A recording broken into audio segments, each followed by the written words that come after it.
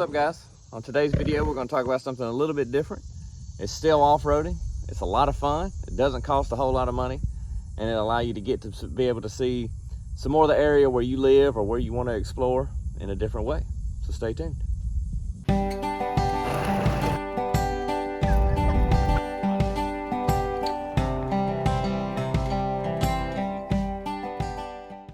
Well, what's up, everybody? As you can see, today we're going to talk about kayaking.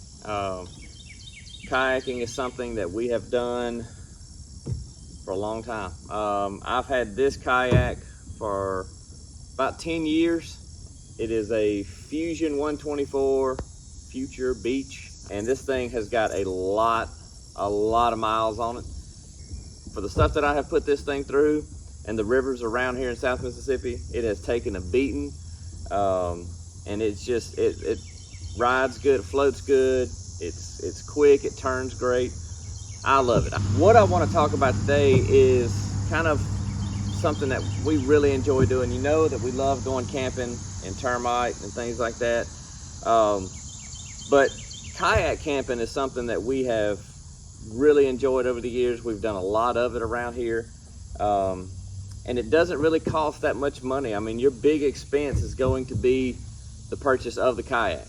Of course, there are places and I know in Mississippi, I know down in Florida, there's a lot of places where you can rent kayaks. They'll drop you off and you can do a day float or an overnight camping trip.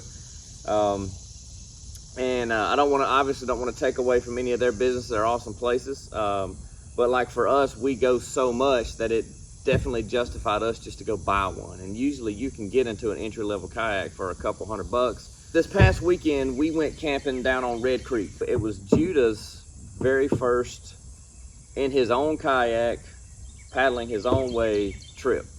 So Judah's 9 years old. We borrowed a little 8-foot fishing kayak from a buddy, and he did awesome. He paddled the entire time. We camped, but it was also a friend of mine who went with us. His son, which is just a couple of years older than Judah, it was his first kayaking in his own kayak, not riding with or something like that. And so it was both of their first time. And so we wanted to be able to kind of watch them, coach them, help them. And so it would just been a lot going on. So we didn't get a whole lot of film. There's a couple of clips that we'll throw into the video, but man, we had a great time. I want to interrupt this information for a real quick disclaimer on camping on sandbars on the river. We did it for years on misinformation. We were always under the assumption and told by others that as long as you stay within the banks of the creek, you can camp wherever you want to camp, even on private land, and it's fine because it's within the banks of the river. That's not true. If you look on the Mississippi Department of Wildlife and Fisheries, and most states are like this, the water, you're fine on the water, but the moment that you touch land, even land underneath, is considered private property. So if you camp on a sandbar on private property, you are technically trespassing. Unfortunately, we did this for years on misinformation. So now we rely on either A, camping on public land, like parts of Red Creek and Black Creek and rivers like this that flow through DeSoto National Forest or any other of your national forests where it is public land, where you are free to camp, or getting permission from the landowner where you intend on maybe stopping on your trip and camping, which can be hard to do sometimes. Thankfully, in our area, we know a lot of people that own land in these areas. But if you're new to the area, you may not can find that information. So, you know, that's just kind of the reality of that situation. So just be careful with that, guys. Do some information, do some research about your state where you are to make sure that you're not going to cause any problems or any issues in the future. So around here, we have your basic rivers just right here in our area. We have Leaf River, which is probably the biggest one that is the closest to us. Leaf is fun. It's a fun river to float, but it is wide, so you have a lot of headwind sometimes. It doesn't really flow that fast. But if you're just looking for a big, lazy river just to kind of get out and stretch out and take your time in, Leaf River is an awesome choice. There's multiple ins and outs that you can go different lengths of the float. Okatoma is obviously the most popular in the area, as there's a couple of rental places that you can rent canoes and float in the area. Okotoma's very scenic. It's got the waterfalls, you know, that everybody likes to go down there at the falls. And the only downside I would say to Okotoma is the fact that it is crowded sometimes, especially on the weekends in the summer. It can get a little crowded, but that doesn't bother you, then knock yourself out. Bowie River here in the area is one that I have a lot of love for. I love Bowie, especially in the early stages of it. It's narrow, it's incredibly beautiful. That's where, if you saw in our video a couple weeks ago, we were swimming. That's Bowie, but that's even before you can start floating it. That's that one is really, really narrow and tight. Black Creek down in the DeSoto National Forest is amazingly beautiful. That's a really, really awesome river to float and camp. And the fact that it goes through the National Forest means you can pretty much camp anywhere. And then Red Creek, man, I'm gonna tell you, guys, I've never floated it before, but after this past weekend, I really, really fell in love with Red Creek. It was really nice. It flows really well, so you have a good strong current in it. Nothing crazy, but it just, you don't have to really paddle. I hardly had to paddle much at all, just mostly steering and just got right on down it. So we are very abundant around here with rivers and creeks that are floatable, and so it's just really an awesome thing to do if you come down to this area. So I want to just kind of go over some of the basics here that I always bring, kind of some of the setup that I have, and encourage you guys to maybe try this out, because like I said, your big expense is the purchase of the kayak, get your paddles, your basic necessities. But if you're already camping, you've already got tents and cookware and stuff like that. And to me, it's just a lot of fun. If you enjoy the water and you enjoy just kind of really primitive style camping, very minimalistic, you ought to try kayak camping. It's just a lot of fun. So let's talk about some of the stuff that I bring with me when we go camping. All right. Well guys, first of all, when you start talking about a float trip, it's really no different than your average camping trip. You need to find your route, where you're going, kind of just get a general idea what the layout of the river is. We still use Gaia. Even for this past weekend, you can track yourself, you can drop points to kind of help you get a rough idea, halfway marks, camping spots, stuff like that. Also give you a good idea of just kind of what's your general area looks like. One of the things that I think is just the most awesome resource we have, and this is really going to apply to Mississippi, there is one for Louisiana as well, is this book. It's called Canoeing Mississippi by Ernest Herndon. I guess is how you'd say his last name. I've had this book. You can see it's all folded up, and I have read this thing, looked through this thing. But if you're in Mississippi, or you're wanting to come to Mississippi to float any specific river or creek, this really right here is your absolute best source of information. This was published, I think, back in '01.